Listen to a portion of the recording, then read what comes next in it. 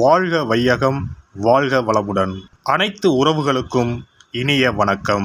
அக்னி கிரகமான சூரிய பகவான் மற்றொரு நெருப்புக்கோளான செவ்வாயின் ஆதிக்கத்தில் உள்ள விருச்சிக ராசியை கடக்கும் சுமார் 1 மாத காலத்தையே நாம் கார்த்திகை மாதம் என்றும் விருச்சிக மாதம் என்றும் அழைக்கின்றோம். துலாம் ராசியில் தனது வீரியத்தை தானே குறைத்து கொண்ட சூரிய பகவான் மீண்டும் தனது பூரண வீரியத்தை பெற்று வலம் வரும் மாதமே கார்த்திகை மாதம் எனவும் விருச்சிக மாதம் எனவும் கூறுகின்றோம். நிகழும் ஸ்ரீ மங்களகரமான விசுவாசு ஆண்டு நவம்பர் மாதம் 17ஆம் தேதி திங்கட்கிழமை அன்று மகா பிரதோஷம் கூடிய நன்னாளில் துவாதசி திதியில் சித்திரை நட்சத்திரத்தில் பிரீத்தி நாம யோகத்தில் சித்த யோகத்தில் இந்த மகத்தான கார்த்திகை மாதம் பிறக்கின்றது. இம்மாத கிரகநிலை என எடுத்துக்கொண்டால் கார்த்திகை 1ஆம் தேதி 17/11/2025 அன்று கும்பராசியில் சனி பகவான் வக்ர நிவர்த்தி அடைகின்றார். கார்த்திகை மாதம் 2ஆம் தேதி 18/11/2025 அன்று கடகத்தில் குருவின் வக்கரம் நடக்கின்றது.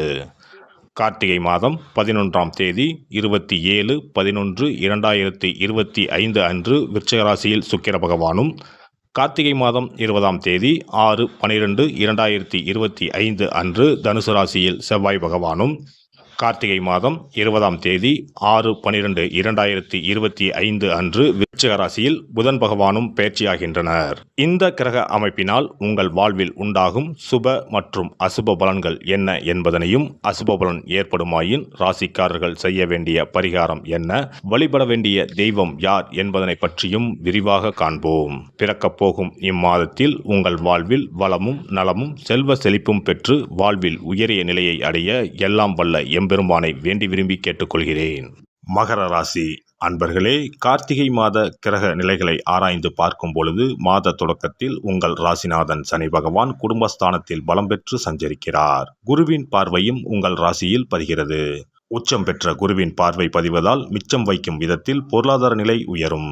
வாக்கிய கணித ரீதியாக இன்னும் சில மாதங்களுக்கு 7.5 சனி இருக்கிறது.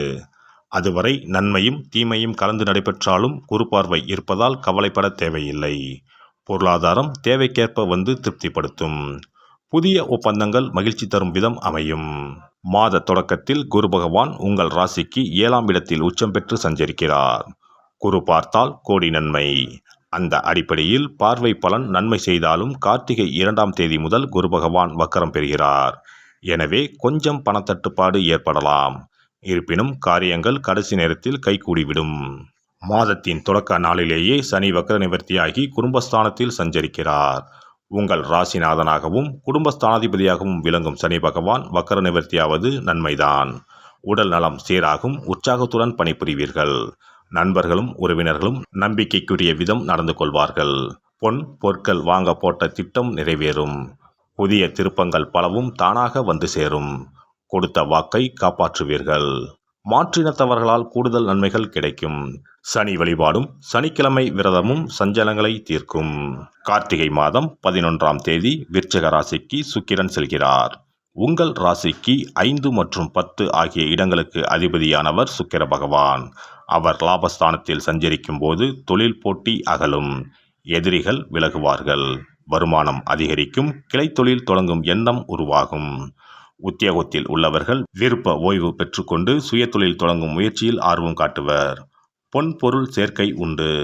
பூமி விற்பனையானாலும் லாபம் கிடைக்கும். வீட்டிற்கு தேவையான அத்தியாவசியமான ஆடம்பர பொருட்களை வாங்கி சேர்ப்பீர்கள். பிள்ளைகளின் நலன் கருதி எடுத்த முயற்சிகள் கைகூடும் நேரம் இதுவாகும். கார்த்திகை மாதம் 20ஆம் தேதி தனுசு ராசிக்கு செவ்வாய் பகவான் செல்கிறார். உங்கள் ராசிக்கு 4 மற்றும் 11 ஆகிய இடங்களுக்கு அதிபதியானவர் செவ்வாய் பகவான். அவர் விரயஸ்தானத்திற்கு வரும் இந்த நேரம் சொத்து விற்பனையால் லாபம் கிடைக்கும். தாய் வழி ஆதரவோடு சில நலன்களை பெறுவீர்கள். பழைய வாகனங்கள் பலதாகி செலவு வைக்கின்றதே என்று கவலைப்பட்டவர்கள் புதிய வாகனங்கள் வாங்குவார்கள். புனித பயணங்கள் அதிகரிக்கும். புகழ்பெற்ற ஆலயங்களுக்கு சென்று வழிபட்டு வரும் எண்ணம் நிறைவேறும். கார்த்திகை மாதம் 20ஆம் தேதி விருச்சிக ராசிக்கு புதன் பகவான் செல்கிறார். உங்கள் ராசிக்கு 6 மற்றும் 9 ஆகிய இடங்களுக்கு அதிபதியானவர் புதன் பகவான். அவர் லாபஸ்தானத்திற்கு வரும் பொழுது உத்தியோகத்தில் நீண்ட நாட்களாக எதிர்பார்த்த ஊதிய உயர்வு இப்பொழுது கிடைக்கும். வெளிநாட்டில் நல்ல நிறுவனங்களில் இருந்து ஒரு சிலருக்கு அழைப்புகள் வரலாம். பெண் பிள்ளைகளின் சுப சடங்குகள் நடைபெறும். பிள்ளைகளின் உத்தியோகம் சம்பந்தமாக நீங்கள் எடுத்த முயற்சியில் வெற்றிகள் கிடைக்கும். சமூகத்தில் பெரிய மனிதர்களின் சந்திப்பால் பிரச்சனைகளில் இருந்து விடுபடுவீர்கள். பொது வாழ்வில் உள்ளவர்களுக்கு பொறுப்புகளில் மாற்றம் ஏற்படும். வியாபாரம் மற்றும் தொழில் செய்பவர்களுக்கு போட்டிக்கடை வைத்தோர் விலகுவர். உத்தியோகத்தில் உள்ளவர்களுக்கு மேல் அதிகாரிகள் நுணுக்கங்களை கற்றுக் கொடுப்பர். கலைஞர்களுக்கு முயற்சிகளில் வெற்றி உண்டு. மாணவ மாணவிகளுக்கு படிப்பில் கவனம் கூடும். பெண்களுக்கு சுப செய்திகள் வந்த வண்ணமாக இருக்கும். பொருளாதார நிலை திருப்தி தரும். சனி மற்றும் ராகு பகவானுக்கு பரிகாரம் செய்வது அவசியம். சனிக்கிழமைகளில் ஏழை ஒருவருக்கு உணவளிப்பதும், பசுகளுக்கு புல் அளிப்பதும், காகங்களுக்கு நெய், பருப்பு, எள் கலந்த 5 சாத உருண்டைகள் வைத்து வருவதும் கைமேல் பலனளிக்கும். உங்கள் வீட்டிற்கு அருகிலுள்ள திருக்கோவில் ஒன்றில் மாலை நேரத்தில் தீபமேற்றி வந்தால் போதும். திருக்கோவிலுக்கு செல்ல இயலாதவர்கள் இந்த பரிகாரத்தை உங்கள் வீட்டு பூஜை அறையில் 3 மண் அகல் விளக்குகளில் நெய் தீபமேற்றி குரு பகவானை வாயினால் பாடி மனதளவில் சிந்தித்தாலே போதும். மகத்தான புண்ணிய பலன்கள் உங்களை வந்தடையும். இம்மாதம் பணத்தேவையை பூர்த்தி செய்யும் நாட்கள் நவம்பர் 20, 21, 27, 28, டிசம்பர் 2, 3, 13, 14. மகிழ்ச்சி தரும் வண்ணம் கரும்பச்சை. சிறப்பு பரிகாரம். கழுத்தை நெரிக்கும் கடன் தொல்லையா? தடையின்றி வீட்டில் பணம் புழங்க கை கொடுக்கும் வெள்ளம் பரிகாரம். எவ்வளவு சம்பாதித்தாலும் கடன் தொல்லைகள் விரட்டி வருகிறதா? கழுத்தை நெரிக்கும் பிரச்சனைகளிலிருந்து விடுபட எளிய பரிகாரங்களை செய்து அதிலிருந்து மெல்ல மெல்ல மீண்டு வரலாம். பெரும்பாலும் கடனில் மூழ்கியிருப்பவர்களுக்கு நிம்மதி என்பதே இருக்காது. ஒவ்வொரு நாளும் ஒவ்வொரு யுகமாக நகரும். சொல்ல முடியாத அளவுக்கு மன உளைச்சலுக்கும் ஆளாவார்கள். இது போன்ற தொந்தரவில் சிக்கியுள்ளோர் பச்சரிசி பரிகாரங்களை செய்யலாம். இந்த பச்சரிசி பரிகாரத்தை வெள்ளிக்கிழமை, பௌர்ணமி வரும் நாட்கள் அல்லது புரட்டாதி நட்சத்திரம் வரும் நாட்கள், சதுர்த்தி நாட்கள் இப்படி ஏதாவது ஒரு நாளில் இந்த பரிகாரத்தை செய்யலாம். பிரம்ம முகூர்த்தத்தில் செய்வது மிகவும் நல்லது. இதற்கு ₹1 நாணயம் மொத்தம் 11 எடுத்துக்கொள்ள வேண்டும். நாட்டு மருந்து கடைகளில் கிடைக்கும் புனுகு என்ற பொருள், ஜாதிக்காய், ஏலக்காய் போன்றவற்றையும் வாங்கி வைத்துக் கொள்ள வேண்டும். இப்போது 11 நாணயங்களின் மீதும் இந்த புனுகை சிறிது தடவி விட வேண்டும். மஞ்சள் அல்லது சிவப்பு நிற பருத்தி துணி ஒன்றை எடுத்துக்கொண்டு புனுகு தடவிய நாணயம், ஏலக்காய், ஜாதிக்காய் போன்றவற்றையும் அதில் போட்டு அனைத்தையும் முடிச்சு போட்டு ஒரு பாத்திரத்தின் உள்ளே வைத்துவிட வேண்டும். இந்த பாத்திரத்தின் மீது பச்சரிசியை கொட்டி மூடிவிட வேண்டும். குடும்பத்தில் அதிக சம்பளம் பெறும் நபர்கள் தூங்கும் இடத்தில் இதனை வைத்துவிட்டால் போதும். 48 நாட்களுக்கு இதனை தொடாமல் இருக்க வேண்டும். 48 நாட்கள் கழித்து பாத்திரத்தில் உள்ள ஏலக்காய், ஜாதிக்காய் ஆகியவற்றை தண்ணீரில் விட்டுவிட வேண்டும். பச்சரிசினை எறும்புகளுக்கு தானம் செய்து விடலாம். இதனால் பண கஷ்டம் நீங்கி பணம் பெருக துவங்கும் என்பது நம்பிக்கை.